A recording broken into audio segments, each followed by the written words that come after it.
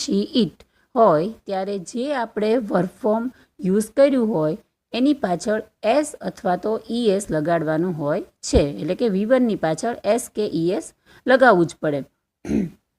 પછી આપણે જોવાનું છે past tense, simple past tense. તો સિમ્પલ પાસ્ટ ટેન્સમાં તમે જોયું કે આપણે કયું યુઝ કર્યું છે? બ્રોટ. તો બ્રિંગ છે એનું V2 શું થશે? બ્રોટ. તો પાસ્ટ ટેન્સમાં V2નો યુઝ થાય છે. હી બ્રોટ અ બુક. પછી આવે છે સિમ્પલ ફ્યુચર ટેન્સ.